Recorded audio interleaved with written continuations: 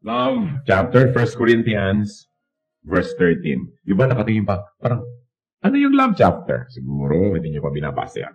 1 Corinthians chapter 13. And we will read first verses 1 to 3. 1 Corinthians 13, 1 to 3. If I speak in the tongues of men and of angels, but have not love, I am a noisy and a resounding gong or a clanging cymbal. If I have the gift of prophecy and can fathom all mysteries and all knowledge, and if I have faith that can move mountains, but have not love, I am nothing. If I give all I possess to the poor and surrender my body to the flames, but have not love, I gain nothing. Napakalalim naman yata nito mga tatlong sentences na ito. Napakaraming bagay ang binanggit na sa tingin ng lahat ay napakahalaga, pero wala pa lang kwenta kung walang pag-ibig. Meaningless without love. Ano yon? Una, speech or gift of tongues are meaningless. Kahit halimbawa yung conscious speech o yung tinatawag nilang gift of tongue or whatever it is, basta yung galing, husay magsalita, magbitaw ng salita, sabi kung walang pag-ibig, baliwala. Without love, words just exalt the speaker. Without love, words can just hurt the listener. Kaya kung minsan meron tayong sinasabing masakit sa isang tao, dapat masaktan siya, magalit siya, at nasaktan na nga. Pero hindi pa rin nagagalit at nagpasalamat pa kasi alam, sinabi natin out of love. Pero pag meron tayong mga sinasabi na walang motivation ng love, hindi tempered by love, they just hurt people. O tayo lamang yung natataas. Nagmumukha lang tayo magaling, pero actually wala namang magaling na na-accomplish ang ating pagsasalita. Without love, words may be wise, but empty. Kaya yung mga magagaling manurot ng mga kasalanan ng iba, magturo ng mga pagkakamali nila, kahit nga totoo yung sinasabi nila, walang power yung sinasabi, walang success, nire-reject, nagagalit pa yung pinagsasabihan, because it is not being said out of love. Kaya titiyakin po natin na pag nagsasalita tayo sa tao, lalo pang at pinupunan natin ang kanyang mali, lalo pang at meron tayong gustong open and close quotation, itama sa kanyang buhay. Lalo pang at gusto natin magbigay ng ating mga puna, tiyakin natin na meron tayong pag-ibig dun sa tao. Na sinasabi natin yon dahil gusto natin siyang mapabuti. Hindi lang para siya pahiyain. Hindi lang para ipakitang tayo yung tama at siya yung mali. Para lang hindi ipakitang mataas tayo at siya yung mababa. Na pagka tayo may pinagalitan man o sinabihan man ng kahit anong bagay, ang dahilan pag-ibig. Kaya if we don't have love, we don't have right to criticize. Yun ang pinagkaiba ng criticism at rebuke. Yung rebuke nagmumula sa concern and love. Gano'ng karaming tao pinagsasabihan natin dahil actually gusto natin siyang ibaba o gusto natin siyang mapagalitan o gusto lang natin maipakita ang ating offense, ang ating tayo yung na-offense sa kanilang ginawa. Pero hindi naman talaga totoo sa puso natin. Gusto kasi natin siyang matuto para siya mag-improve. Kita yun ng Diyos. It is the love behind the word that empowers it. Kaya kadalasan pag sinabihan tayo ng ating girlfriend o boyfriend o kaya wife o husband o nanay o tatay, ang lakas ng influence. Kasi alam natin na mahal tayo ng tao na yun, na hindi siya magsasabi ng isang bagay na hindi naman minomotivate o pinalalakas ng kanyang pagmamahal sa atin. Kaya nga yung mga mahal natin at nagmamahal sa atin, ang laki ng influence Because we know that they're speaking out of love. Speak of love and speak out of love. Speech without love is a failure. So isa po yan na failure na kailangan nating ma-recognize ngayon. Kasi pinag-uusapan natin, success, failure, and love. Anong kinalaman ng love sa dalawa? Another failure. Yan sa binasa po natin, 1 Corinthians 13, 1 to 3. Prophecy is meaningless. Prophecy may be defined as teaching o galing na magturo. Or, katulad nung inire-reveal mo yung mga kalooban ng Diyos para sa iba, katulad nung sinasabi natin, ay, prophecy yata yan. But actually, the gift of prophecy is really concerned about expounding on the Word of God, on the truth, and teaching it to people. Yung galing mo na magsalita to apportion an idea and distribute it to people. What is teaching for without love? Kung wala kang pag-ibig, turo ka ng turo, ang galing-galing mo magturo, ano mangyayari? Tingnan niyo po yung mga nagturo ng maraming mga isms. Yung ang gagaling mag-orate tungkol halimbawa sa mga naging communism or socialism sa Russia, sa Cambodia, kung saan-saan. Ano nangyari? Noong ang mga tao yung naniwala sa kanilang mga magagandang salita, sa kanilang magagandang pagtuturo, ang dami nagdusa, nagkamatay-matay ang mga tao. Kasi yun namang galing hindi motivated by love, but probably even by hatred. Baligtad pa. Nagsasalita, nagtuturo at magaling pero dahil gustong manira, hindi dahil bumuo. It is only to be self-serving, prophecy without love. Prophecy without love will only be self-righteous. Ang galing mo magturo, hindi ka naman nagmamahal sa yung tinuturuan, edi itataas mo lang yung sarili at ibababa sila at ipapakita mo kung gaano kakagaling at kung gaano sila kakulang. That's why prophecy is meaningless. Knowledge is meaningless. Marami kong notebook noong araw na nakikita sa kalabas, knowledge is power. Ngayon yata yung mga notebook, puro mukha ng mga artista ang nakalagay, ewan ko. Pero dati yan yung mga kasabihan at kung ano-ano. Yung isa, knowledge is power. But the Bible tells us that knowledge is meaningless without love. It will only be self-exalting. It will only be frustrating and painful. It will only be oppressive. Kung ang galing-galing mo, tapos wala kang pag-ibig. Anong gagawin mo sa mga taong hindi magagaling? Mabibihag mo lang sila, mapapaikot, mamamanipulate. What's the point of knowledge kung hindi yan punong-puno ng pag-ibig? Nagagamitin ko para umimbento ng mga weapons to kill people. Nagagamitin ko para sirain yung environment. Gagamitin ko para lang payamanin ang sarili ko at the expense of others. That's why the Bible says, knowledge is meaningless without love. Prophecy without love is a failure. Knowledge without love is a failure. Kaya kung marami tayong mga kilalang taong matatalino o tayo na mismo yung tinitingnan natin na matalino, pero wala naman tayong pag-ibig, failure tayo. Kasi aanhin ang katalinuhan. Para saan yun? At isa pa mong napakahalagang bagay na tinitingala na bilang isang katangian, faith. Sinabi rin dyan, faith is meaningless. Why? Faith or religion without love is only going to be self-righteousness. Okay, I have faith, I have religion, pero wala naman akong love, so ano mangyayari? Self-righteous lang ako. Banal ako, ikaw hindi. Makadiyos ako, ikaw hindi. So I am better than you are. Use faith to love. Faith in God, faith in God's goodness, and protection and provision. Ano pa daw po yung walang kwenta? Charity is meaningless without love. Once more, ano naman ang mapapala ko na ako'y bigay ng mga pagkain sa mahihirap na gusto ko lang palang mapuri. Gusto ko lang palang malagay sa dyaryo. O kaya, worse, tulong ako ng tulong, bigay ako ng bigay para tumanaw ka ng utang na loob at makontrol kita buong buhay. Kasi nasabi, love is meaningless and charity is meaningless. It will only be self-exalting, it will only be manipulative. Charity without love is a failure.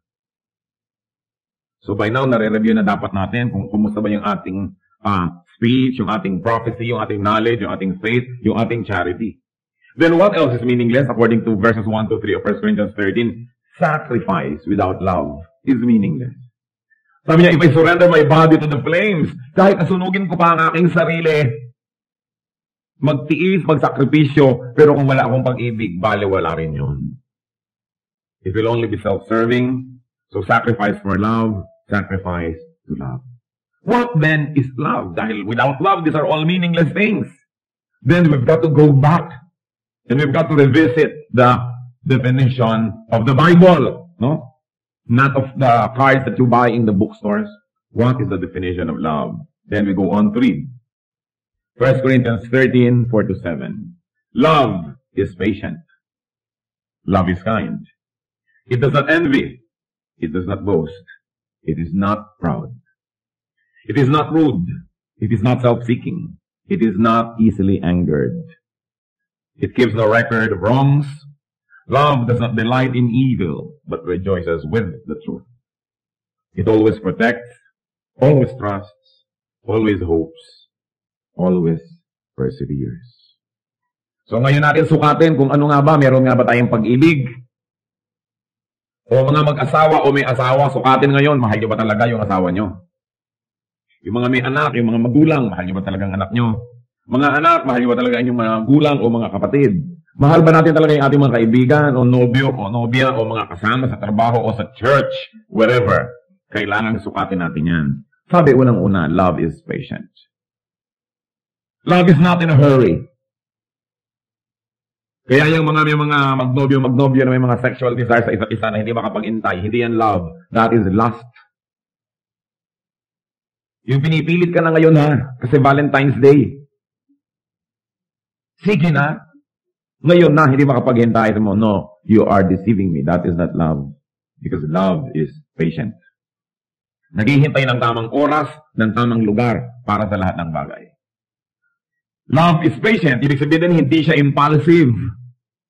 Hindi yung bugso ng damdamin ang nasusunod, kundi yung talino ng pag-iisip. Ng mga ginagawa niya, hindi idinidikta ng emosyon. Hindi nagmamadali. Na pag may ginawang mabuti ngayon, hindi nag-iintay na bukas, may bunga na yan. Na, pambihira naman to, inabutan ko ng kape kahapon, ngayon hindi mo lang kamuti ng likod ko. Nag-aantay agad ng bunga, nag-aantay agad ng tubo. Love is patient.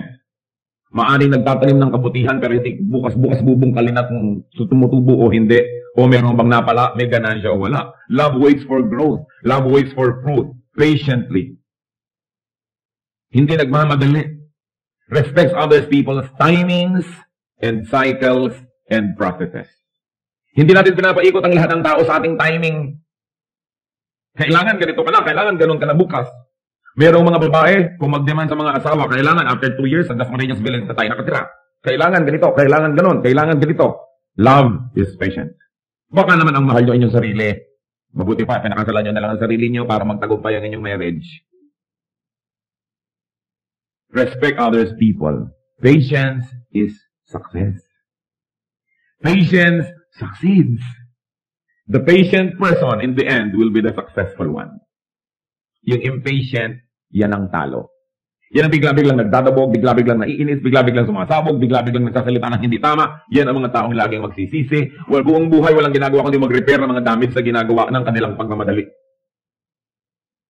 Even God is patient with us. Tinuturuan tayo ng tama, bibigyan tayo ng lahat ng blessing. Pag nagkakamali tayo, pinapatawad. Napapalo ka ko minsan, dapat lang. Pero, naghihintay ang Panginoon. What else is the definition of love? Patient ba kayo doon sa sinasabi niyong I love you? One measure. Second, love is kind. Love is kind. So, ano yun? Love is kind thoughts. Thoughts. Ano bang iniisip ko tungkol dito? Sa isip pa lang, mabuti na ako sa kanya. Kasi alam niyo kung bakit dapat tayo mabuti sa isip? Kasi kung ano iniisip, mamaya ginagawa na natin. Ang katawan natin ay alipin lang ng ating isip. Ang ginagawa ng ating katawan ay dahil lang iniisip ng ating isip. Kaya doon ang battleground. Kaya sabi sa Romans 12, be transformed by the renewing of your mind. At kung nahihirapan tayong intindihin yon sa Tagalog, ang ganda-ganda, maghunos dili. Magbagong loob. Doon sa loob dapat nangyayari. So love is kind thoughts. What thoughts do you think of your loved ones? Anong iniisip nyo? Yung mga magnobyo, pagka ikakasal, yung isa pagtayo, tatapakan yung isa para ma-dominate ko sa buong buhay. Una kong ilalabas yung pa ako sa simbahan para ako ang manalo. Thoughts pa lang evil na eh. Anong sa palagay nyo mangyayari sa inyong marriage? Sa uumpisa pa lang, iniisip mo na agad manalo ka, matalo siya. Love is kind thoughts. Love is kind words. What kind of words do you use to people that you profess to love? And words not when you are in a good mood, but when in bad. Siyempre, kung good mood ka, maganda yung words na lalabas eh. Pero paano kung galit ka na? Ipapaalala mo na hinangol lang kita sa putik. Naging tao ka lang sa akin. Tinulungan lang kita. Marami mag-asawa, ganyan mag-usap. Loving, sweetheart, darling. Mamaya-maya nagsusumbatan. But love is kind words. What kind of words? Marami mag-asawa, ang galing-galing magpintasan, to cut each other up and to wound each other's hearts. Kaya naghihiwalay eh. Kind thoughts, kind words. Love is gentleness. Na yung soft part or soft spot ng yung mahal sa buhay, kay asawa, kay nanay, kay anak, hindi mo yun sinasaling. Parang alam mo na, may sugat yung tao bagong opera, doon mo pa kakalabitin, doon mo pa susundutin ang daliri mo marumi. Di po ba? Nasadista ka noon. Pero may mga tao, pag alam nila yung weakness mo, pag galit sila sa'yo, yun ang kanilang i-attack, yung weakness mo. Evil yun, hindi yun love. Halimbawa, ayaw na ayaw mong nababanggit ang tungkol sa whatever, any weakness, yun ang ilalabas niya pag naglalabanan na kayo. That is not gentleness. So love is gentleness. Love is kind attention. Attention. What kind of attention? It's kind attention that we give to each other. And you know what? Kindness, like patience, succeeds. Ang pinaka-effective deeds are deeds of kindness. Kayo, anong naaalala niyo yung pinakamagagandang memories about people? Hindi ba yung deeds of kindness nila sa inyo? Yung kanilang pagpaparaya, pagbibigay, pagtitiis, hindi ba yon? At kung gano'n ang naaalala natin tungkol sa isang tao, hindi ba wala tayong gagawin kundi mabuti para sa kanya? Hindi ba susuklian natin ang kabutihan? Kaya ang taong mapagbigay, yung taong mabuti, yun ang talaga nagtatagumpay. Sa biglang tingin, mukha siyang talo, mukha siyang kawawa. But in the end, siya talaga yung magtatagumpay. If you are kind, if you are patient, it looks like you lost the battle. But obviously, in the end, you will win the war. What else? Love does not envy. Love celebrates other people's triumphs and victories, possessions and all. Pero hindi, there's a lot of envy, even among couples. Pagka lumalaki na yung kita ng isa, kung pareho nagtatrabaho, nagkakaingitan na. Pagka yung magkakapatid, nagkakaingitan. Sa halip na matuwa ako dahil yung ate ko valedictorian at ako may bulok-tutorian, galit ako. Hindi ako ate ng graduation. Hahanap ako ng mga weaknesses niya at ibabalandra ako sa buong bayan, lahat-lahat. That's envy. Many people who are supposed to love actually envy. Samantalang dapat kang matuwa. Yung kamag-anak mo, no, naging mayor, yung pinsan mo, naging beauty queen, or whatever, may tagumpay itong kapitbahay mo, yumaman yung kapitbahay mo, di mabuti. Kung hindi ka man lang niya mabigyan, at least hindi ka na niya hihingan. Hindi mabuti. Pero, the evil nature of people, actually, nalulungkot pag may nagtatagumpay. But love does not envy. Tingnan ninyo ang reviewin ng relationship with the people that you are supposed to love. Baka nagkakainggitan, nagko-competition. Yung mga professional competition ng mga magkakapatid, magpipinsan, mga mag-asawa, it's out of place. Love does not envy. Ano pa po? Ang sabi dyan, love does not boast. Ano po ba yung pagyayabang? Boasting may consist of obvious self-exaltation, pagtataas sa sarili, o pagbababa sa iba. Pare-parehong boasting yun. Yung, bakit? Kung akong gagawa niyan, ganitong gagawin ko, ibig sabihin, mas magaling ako sa'yo, mali ka, tama ako. Kami nga sa amin, ganito kami. Iimbigitin ka pa. Namimiserablehan ka na nga sa buhay mo, ipapakita pa niya kung gaano kaganda yung buhay niya. So, actually, boasting yun. Ang goal ng mga nagyayabang, pababain ka at pataasin ang kanilang sarili. At alam niya kung bakit? Kasi sa kalooban ng puso niya, mababa ang pagtingin niya sa kanyang sarili.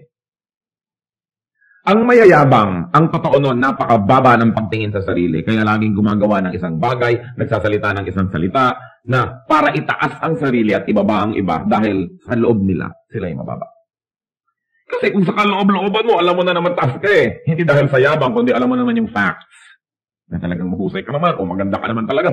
Hindi mo naman kailangan laging sabihin kasi obvious yun eh. Kaya yung mga mayayabang, insecure lang yan. Empty can strikes loud. Di po ba? Pag may latang maingay, walang laman. Kasi yung latang puno, tahimik. Kaya ibang ganyo, kaya ihulog nyo, tahimik. Puno eh. Yung walang laman, ang ingay. So madaling malaman, walang laman naman ito. Ano ba yan? Maipanalangin nga siya. Ang ingay naman ito. Yung lagi na lang, look at me, ako'y bida, ako'y ganito. Kung hindi pa sa akin, kung hindi pa sa akin. Yung ganon, yung mga insecure ng mga tao. But love does not boast.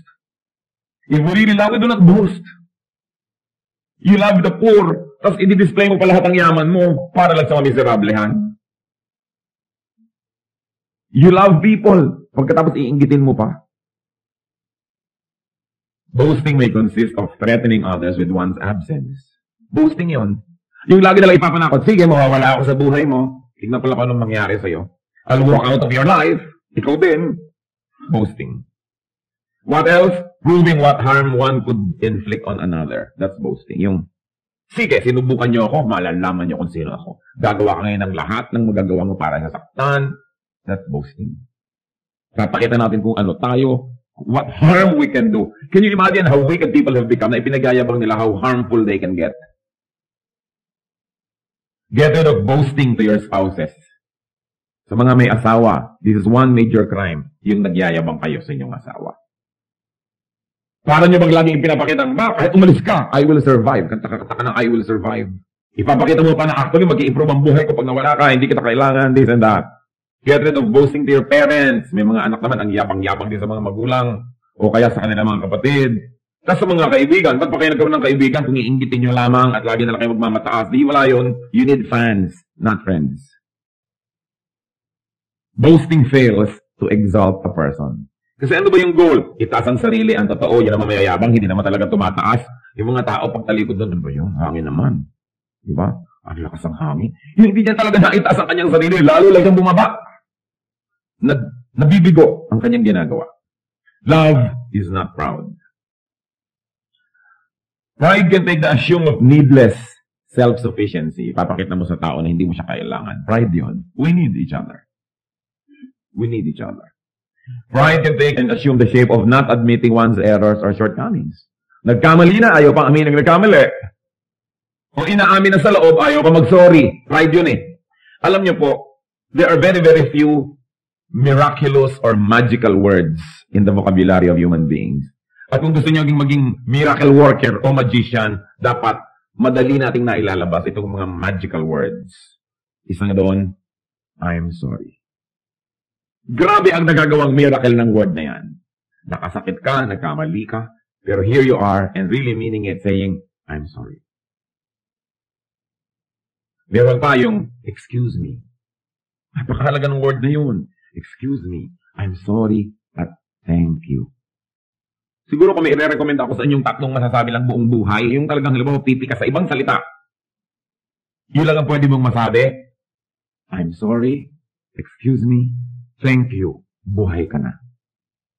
Totoong tao ka na. Kasi ang hirap sabihin yun kung mapagbalaki kayo, I'm sorry. Tatay nagsasorry sa anak, unheard of in this country. So sorry na nga, pero sige na, understood na yon. Pero totoo kang macho, dapat matapang ka na magsabing, I'm sorry. Kasi mga duwag, hindi nila kayang sabihin yun eh. Akala nila bumababa yung pagkatao nila o pagkalalaki pag I'm sorry. Pero yung sugat na nagawa ng ating mga pagkakamali, parang magic na gumagaling pag nagsasorry tayo. And we really mean it. Yung excuse me, yung bubusina ka naman, ang dami-dami mong madadaanan eh. Nasagasaan silang lahat. Tsaka, thank you. Thank you. Ginagawa tayo ng mabuti. Salamat. Thank you. It's important. Because love is that proud. Love is admitting errors. Pride is not admitting errors and shortcomings. Pride is hypersensitivity. Alam niyo po yung mga sobrang manipis, sobrang maramdamin, sobrang matampuhin. Actually, proud yun. Yung pagtatampo, pride yun eh. Bakit? Dapat importante ang treatment mo sa akin, hindi mo ko binigyan ng important treatment, kaya ako nagtatampo. Dapat sana binati mo ako agad, binati mo yung iba agad. Pangatlo pa lang ako. Nagtatampo. Dapat sana mas malaki yung parte ko. Dapat akin yung pisngi ng mangga, tapos buto ko binigay sa akin. Magtatampo. Yung mga tamporista, ang totoo, yan ay mga very proud people. They think that the world owes them courtesy and kindness and goodness all the time. And when the world fails, nagtatampo sila. Kaya napakalaking kasalanan yan eh. Yung sobrang pagtataas sa sarili, ngayon, pag ang mga tao hindi nag-cooperate sa pagtataas mo sa iyong sarili, galit ka, nagtatampo ka. Ano pa? Pride can take the shape of self-importance. Pompousness. Yung gusto mong lagi kang bida, lagi kang nare-recognize, lagi ka nalang kinikilala. And of course, pride is seeking captives. Ang tingin mo lang sa mga tao, puro bihag. Kaya ko yan, control ko to, control ko yun. That's pride. Pride fails to give victory. Sa lahat ng ginagawa ng pride na para magmukha siyang victorious, mukhang siya ang bida, lalo siyang bumababa. Kasi wala naman talagang taong nai-inlove sa mga proud people. At wala naman talagang taong humahanga sa proud people. Kaya kailangan na tayo po ay totally lost para maging proud eh. And we've got to be ignorant to be proud. Kasi pride is related to attaching self-importance. Pero kung totoong bukas ang ating isip at matalino tayo, alam naman natin hindi tayo importante. Alam naman natin na hindi tayo magaling. Alam naman natin na lahat siguro ng mga pinupuri ng mga tao tungkol sa atin na hindi totoo. Dahil sino nga ba tayo? Yung taong makatotohanan, bukas ang isip at kilala ang kanyang sarili, yan ang humble. Kasi alam niyang, ganun lang yun. Kaya yung mga tinatawag po natin ng mga nagtagumpay, halimbawa nagtagumpay sa negosyo, therefore yumaman, nagtagumpay sa career, therefore sumikat, naging makapangyarihan. Kahit sa career, dahil may nagbigay, may tumulong, may nagbukas ng pinto para sa'yo. Kaya yung taong mga mayayabang, ay mga ligaw, hindi nila alam kung sino sila. Because nobody can be great by himself. Bakit kung katalinuhan nagbibigay ng tagumpay, bakit ang dami mga matalino ay wala namang nangyari? Di po ba? At marami naman mga taong hindi matalino, wow, bakit ang yaman niya? Bakit? Kasi may mga tumulong, may mga nangyari. Pride fails to give genuine victory. Then, ano pa po ang mga definition? Love is not rude. There can be so much rudeness among people. Especially sa mag-asawa. Napakarami ko nang nakitang rudeness ng husband to wife and wife to husband. Pambihira, kung meron kayong dapat igalang, titaganan, at gawa ng lahat ng nice and best things in life, dapat asawa nyo. Kasi yan ang kasama nyo sa buhay. Yan ang karamay nyo. Kung nahulog kayo sa hagdan, yan ang dadampot sa inyo. Kung na-paralyze kayo, yan ang magbubuhat sa inyo o magtutulak na inyong wheelchair. Diba? Yan ang karamay-damay mo. Yan naman kung meron kayong asawa. Pero ang dami-daming mga kagaspangan ng husband to wife and wife to husband. Kasi siguro taken for granted na kahit na bastusin kita, nandiyan ka rin naman, wala ka ng choice. Kaya wala nang courtesy. Wala nang mga thank you, wala nang mga sorry, bahala ka, automatic ka na lang nandyan ka kahit anong mangyari.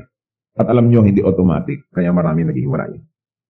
Love is manual, it's not automatic. Hindi pwedeng umandak automatic ang love, namamatayan. Kaya marami, tatatong taon pa lang, Pastor, wala na akong pag-ibig sa aking asawa. Hindi nyo kasi tinarabaho. Hindi nyo ginawa ng paraan. Kasi ang pag-ibig, nire-renew yan everyday, tinatrabaho yan. Kung hindi, nawawala. So, there can be so much rudeness between parents and children. Alam niyo, ang daming rudeness sa mga parents sa children. Kung mabata ka, pakain kita, pakaral kita, hindi na sila nagiging courteous. Hindi nagkakalang ng privacy ng anak.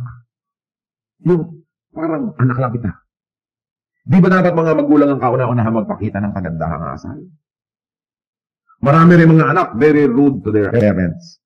Naku, polite ang polite sa mga teachers sa school, polite ang polite kung kani-kaninong tita, tito, pero mga magagaspang sa sarili mga magulang.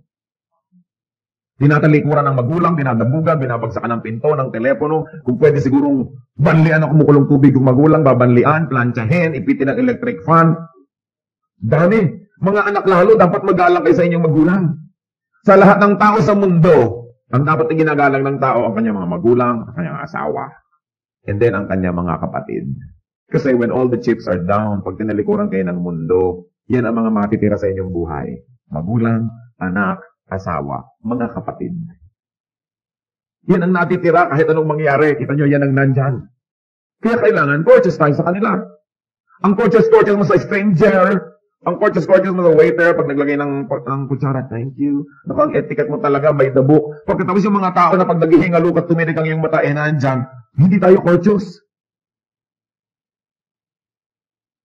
Napaka-importante. We give all courtesies to strangers in public places, sa mga kotilyon, sa mga dinner at mga parties. Pero yung mga tao talagang permanent fixtures of our lives. Dapat polite tayo sa kanila. Alam niyo yung politeness ng mga anak sa magulang? Sa Arabia, sa Arab world, hindi pwedeng ipakita ng anak ang kanyang talampakan sa kanyang magulang. That's rudeness. Hindi pwedeng nakatapat yung magulang mo, itataas mo yung paa mo na gano'n, na nakaharap yung paa mo sa kanya. Rudeness. Iniingatan yung ganong klaseng mga bagay.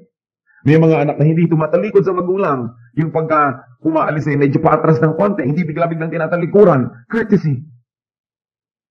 Ang daming nakita ko na, mga kalihiyala, mga college boys, ang polite to strangers, pero ang rude sa kanilang mga brothers and sisters. Kung meron nga kayong dapat na pakitaan ng pinakamabuting ugali, yung kapatid nyo eh. Kasi unang-una, kapatid nyo yun. Second, tinalikuran na kayo ng buong mundo, yan ang magtsatsaga sa inyo, yung mga kapatid niyo. Mga kamag-anak and our friends. Alam niyo kung minsan sasabihin ng iba, alam mo, mas close pa ako sa pinsan ko kaysa sa kapatid ko. Kasi siguro mas polite kayo sa pinsan niyo kaysa sa kapatid niyo.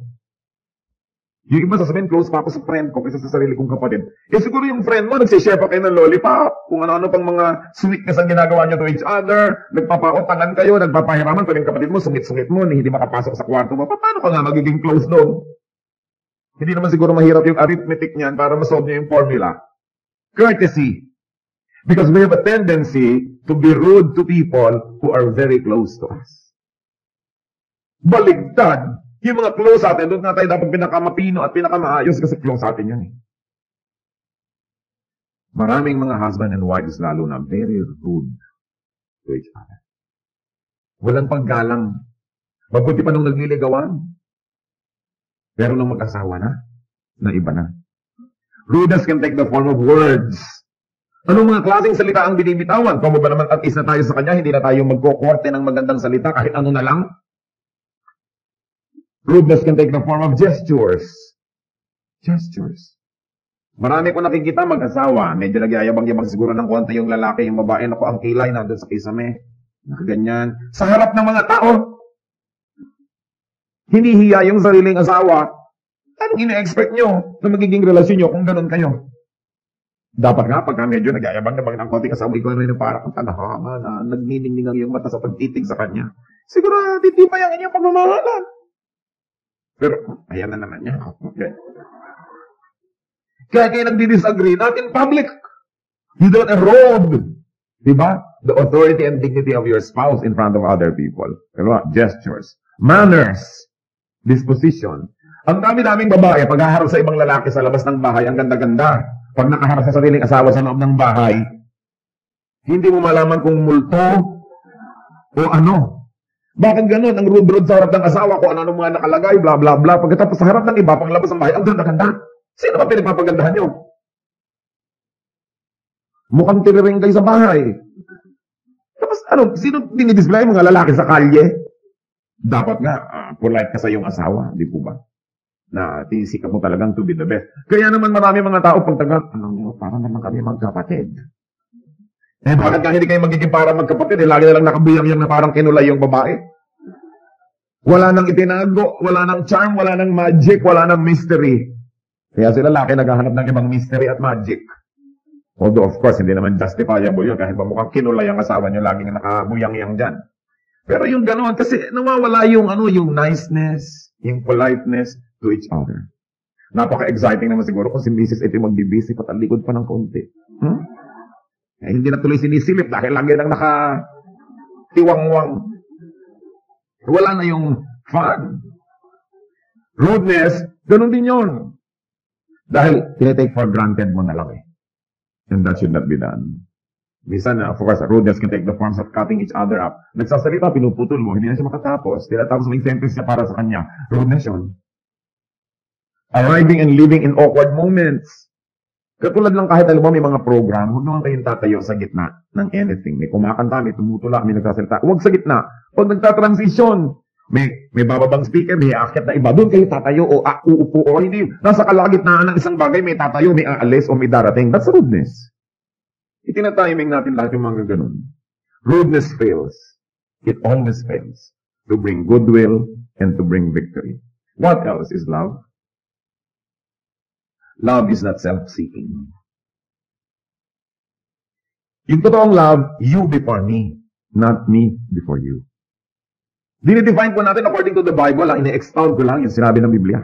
Hindi ko ini-invento ang mga definition na ito. Love is not self-seeking, hindi ako muna, saka ka na. Dapat ikaw muna, bago ako. Love is not obsessed with investing for profit. Yung mga iba hindi mo malaman kung love o investment. Gagawa ng mabuti dahil inaasahan bukas, gaganti ka, gagawa ka rin ng mabuti.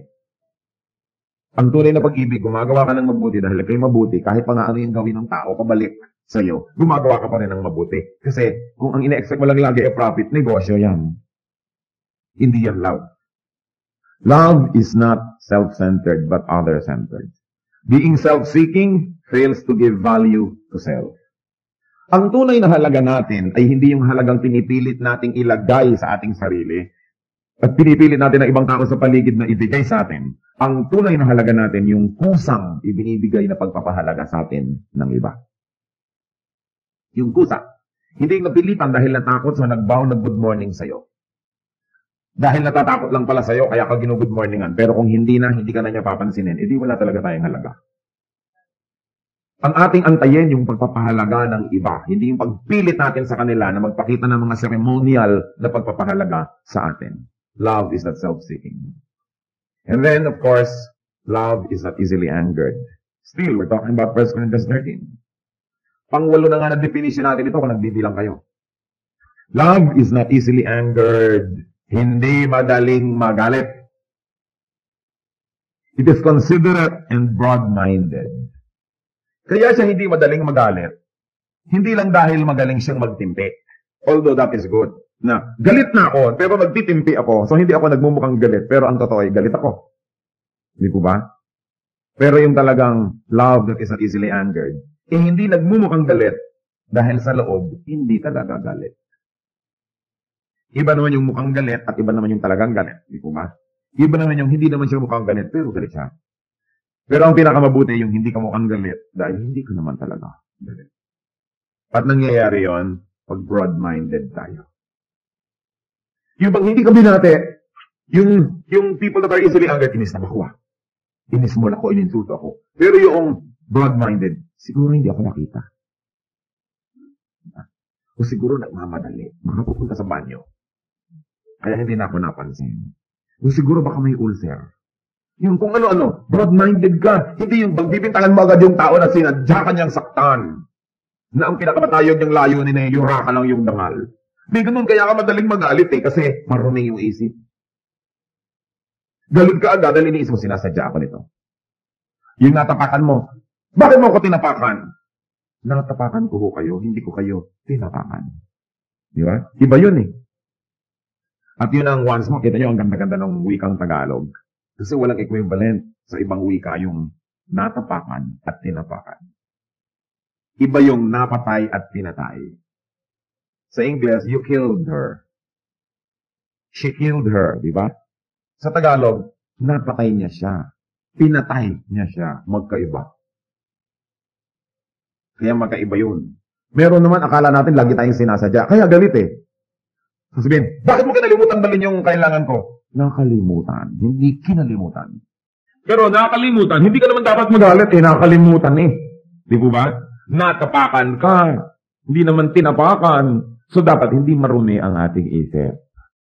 So that we will not be easily angered. True love is seeking the truth before making a decision. Hindi madaling magalit. Umuwi ang anak. Napagalitan po ako ng teacher. Hindi galit ka agad sa teacher. Bakit kaya? Sinunog ko lang naman po ang building. Napagalitan ako ng teacher. Eh, kaya naman pala, anak ka napagalitan. Sinunog mo yung building. Hindi ka kampi ka agad dahil kamag-anak mo to o mahal mo to sa buhay. Hindi ka na totoong love. Yung totoong love, nag-aantay, you suspend judgment, nagre-research, bago ka magalit. Hindi yung sisilakbo lang yung damdamin. Kailangan broad-minded. Anger fails to win. It fails. And then 9. Love forgives. Kung may kaisa-isa akong ipapayo sa mag-asawa para magtagal ang relasyon, isa lang ipapayo ko. Forgive.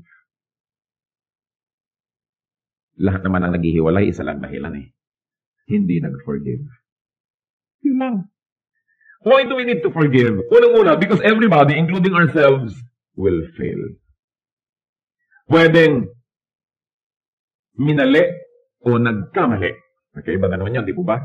Pwedeng sinadya o hindi sinadya. Dahil sinasadya man o di sinasadya, ang tao magkakamali, magkukulang. Kung ang ilalagay nyo, mananatili ang ating relation kung perfect ka, naku, maghihiwalay kayo. Dahil magkakamali siya, magkakamali ka. Pero mananatili ang ating relasyon dahil kahit anong mangyari, papatawarin kita. Mananatili talaga kayo. Forgiveness. Hindi mo sasabihin, nagkasira naman kami dahil nagkamali siya. Ako naman ang tama, nagkamali naman siya. Oo nga. Pero yung hindi mo pagpapatawad, hindi mali ka na rin. Pareho na kayong mali, nauna lang siya. Pero ikaw yung mas bago. You are more recent. Di ba? Nauna lang siya, pero ikaw yung masariwa ang pagkakamali. Kaya kailangan pareho kayong magkamali para kayo maghiwalay eh. Gumawa siya ng maling-mali. Ikaw naman, hindi ka nagpatawad. Pareho lang kayong mali. Hindi naman yan excuse para sa mga gumagawa ng mali na blackmailing nyo lagi mga asawa nyo. Oy, magpatawad ka. Di ba? Dahil kayo rin tinuturuan, you must be kind, courteous, lahat-lahat. Itinuturo rin yun. Pero when all else fails, when nothing works anymore, there's only one thing that will be left working and effective. Forgiveness. So, love forgives. Sabi, it keeps no record of wrongs. Ang ganda nga ng talinghaga. Dahil marami mga tao, they keep records of wrongs. Pagka, halimbawa, nagkamali yung asawa. Ganyan-ganyan ang ginawa mo noong June 2, 1962, July 4, 1977, at December 31, 1980, ha? Ba, alam lahat. Huwag kayong mag-iingat at mag-iipon ng mga ganong bagay. Kasi bakit iniingatan, iniipon? Kasi naghahanda kayo ng gera. Pag nag-iipon kayo at nagtatanim, ibig sabihin lang, may pinaghahandaan kayong confrontation para mailabas yung lahat. At pag naghahanda kayo for confrontation, you will get it. Kita nyo yung mga mahilig mag-aral ng martial arts, laging napapaaway. Paano? Gusto nilang magamit yung mga nalaman nila, kaya talagang sa little excuse makikipag-away. Kita nyo yung may baril, nakakapamaril. Makakapamaril ba kayo kung wala kayong baril? Kaya kung ayaw nyo mapasubong mamaril, huwag kayo maglagay ng baril. Ganon din yun, yung nag-iingat ng mga at nag-iipon ng mga kamalian ng kapwa. Darating ang araw, isusumbat nyo lahat yun. Kasi, kaya nyo iniipon para maisumbat. And there's one thing I like to remind you. Pag isinumbat nyo ang pagkakamali ng isang tao, lalo ang kabutihan ginawa nyo sa kanya, bayad na. Naisumbat nyo na, bayad na. Kung pinakain kita nun, tinulungan kita nun, bayad na. Isinumbat nyo na eh. Kaya wala na siyang utang na loob. Pag isinumbat na, wala na tayong utang na loob. Bayad na. Kaya kung gusto nyong manatili na may estimang tao, huwag nyong sinusumbat-sumbat ang ginagawa niyong mabuti. Kasi nabubura. Sa halip pa nga kung minsan na-affection ang naramdaman ng ginawa natin ng mabuti, inis pa eh. So, failure ka. Kasi nanunumbat ka eh. Pinag-uusapan po natin yung success, yung failure at yung love. Kung ano ang kinalaman ng mga bagay na yun. Anything done not out of love will fail. Kahit mabuti yung gawa. Tapos isusumbat mo, wala na. Bayad na, tapos na. Sayang. So love forgives. And of course, tries to forget. Love keeps no records of wrongs. Meron pang yung romantic definition of forgiving. Forgiving is not only giving your blessing to a person. Forgiving is not only forgetting. But forgiving is a renewal of a willingness to be hurt again. Romantic, ha? Pero kung talagang you keep no record of wrongs, ganun yun. Yung parang, I forgive you, pwede muli akong saktan. Pero, pangatlong beses na yan, patatawarin kita ngayon. Pero pag ika-apat, ha, makikita mo. Hindi siya totoong forgiveness. Kasi ang Diyos din pag humingi tayo ng forgiveness, hindi naman sinasabi sa inyo, pang-5 beses ka nang nagsinungaling sa iyong buhay. Wow naman, 5 beses pala, ano kayo, santa? Pero, pang-5 na yan, pag naka-6, hindi na kita papatawarin. Di ganoon din ang trato sa atin ng Diyos. Ang sinabi pa naman ng Panginoon, if you do not forgive men their trespasses, neither will your heavenly Father forgive you your trespasses. Kung di ka nagpapatawad sa iba, hindi ka papatawarin ng Diyos. Ang panukat mo sa iba, yun din ang panukat sa'yo ng Diyos. So, kung kuripot ang pagpapatawad mo sa iba, kuripotin ng Diyos sa pagpapatawad sa'yo. Pero kung pirmi ka nagbo-blow out ng pagpapatawad sa iba, ganoon din ang Diyos. Maluwag ka sa iba, maluwag sa iyo ang Diyos. Mahigpit ka sa iba, mahigpit sa iyo ang Diyos. The measure you give is the measure you get. So don't burn the bridge over which you too must pass. Sa galit mo sa mga kaaway, para huwag silang makatawid ng ilog, sinunog mo na yung tulay, ikaw din itatawid. Paano ka? Don't destroy forgiveness in terms of other people's errors because you will also destroy it for yourself. Kaya mahalaga. Love forgives. Number 10, love does not delight in evil. Love does not delight in wrong done with loved ones and does not delight in wrongs done by loved ones. Ang love objective, hindi siya nagpapabaya na yung object of love niya dahil lang mahal niya, gumagawa ng mali, tinotolerate niya. Napakasama ng rapist na yan, evil siya, blah blah blah. Biglang sabi, kapatid mo yun. Baka naman nagkamali lang.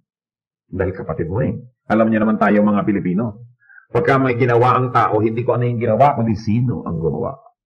Pagka kamag-anak ko, nakukuha lang yan, siguro baka nagdilim lang ang isip. Maliwanag na ngayon, Pero pag iba, nasama siya halimaw.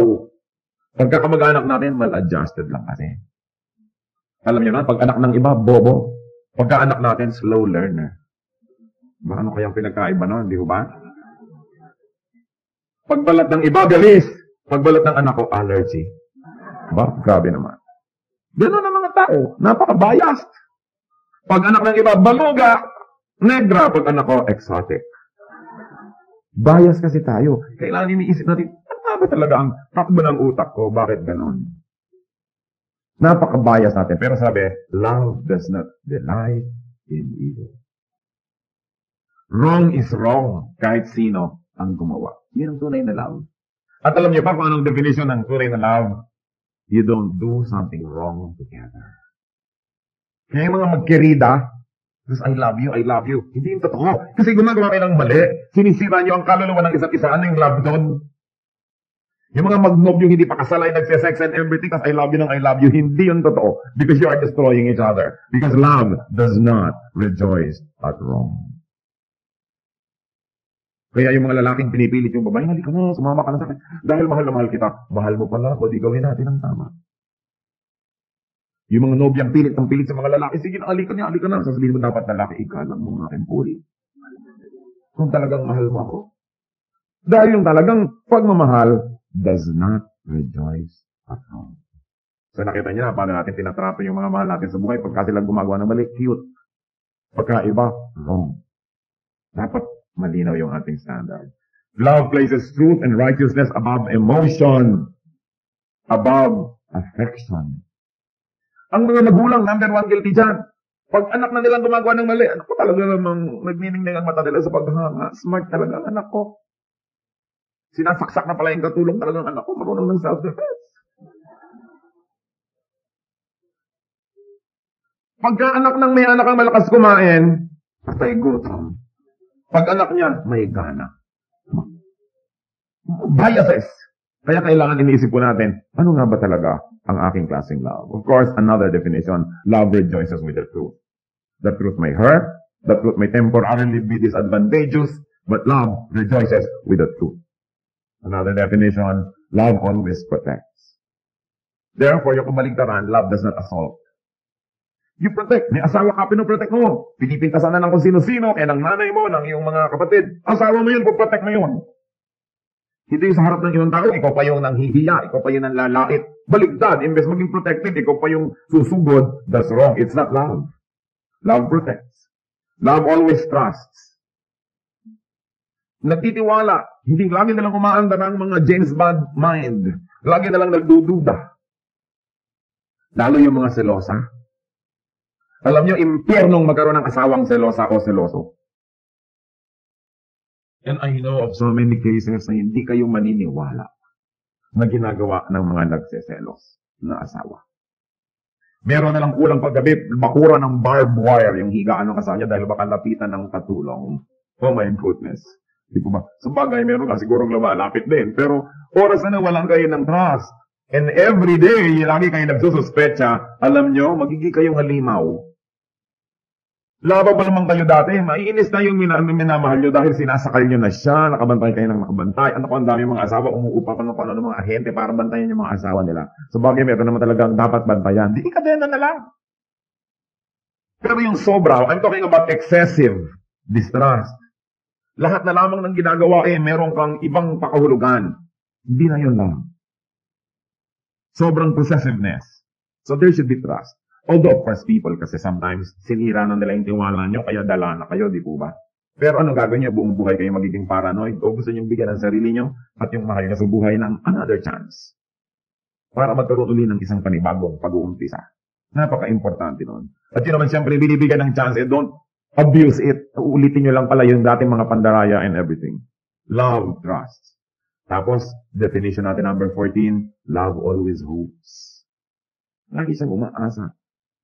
Lagi siyang merong hinahanap na positive. Siya ay prayerful, expectant of good things. And then number 15, love perseveres. Hindi siya madaling sumuko. Siya ay matibay. Hindi siya madaling nag-give up. Now what is the power and success of love? Kasi pinag-uusapan natin. Failure, success, and love. 1 Corinthians 13:8. Love never fails. Kita nyo? Love never fails. But where there are prophecies, they will cease. Where there are tongues, they will be stilled. Where there is knowledge, it will pass away. In other words, love always works. Love always succeeds. Whether or not it doesn't seem so. Any act done in love succeeds. Any word said in love succeeds. Yan ang tunay na magtatagumpay. Yung mga ginawa, mga sinabi, inisip ng tunay na pagmamahal. Yan ang matatandaan ng tao. Yan ang maaalala lagi. Gifts, skills, talents, they will stop to be effective. And without love, they are meaningless. What good is a prophet, a speaker, a genius without love? Kita nyo, ang dami-daming tao mas matalino kaysa sa mga, let's say, asawa nyo, pero talagang doon pa rin ako kahon. Kasi yun ang nagmamahal sa akin. Ang ganda-ganda mo nga, hindi mo naman ako mahal. Oo, aaning kita. Di ba? Ang galing-galing mo nga, hindi mo naman ako mahal. Anong gagawin mo sa akin? Alilain mo lang ako. Doon na lang ako sa nagmamahal sa akin. Love succeeds. Love is attractive. Ang mga tao, kung ano ginagawa nila para maging attractive. Pero you want to be attractive. Yung pinagkukumpulan kayo ng mga tao, laging gusto kayong nando, lagi kayong imbitado, lagi kayong hinahanap.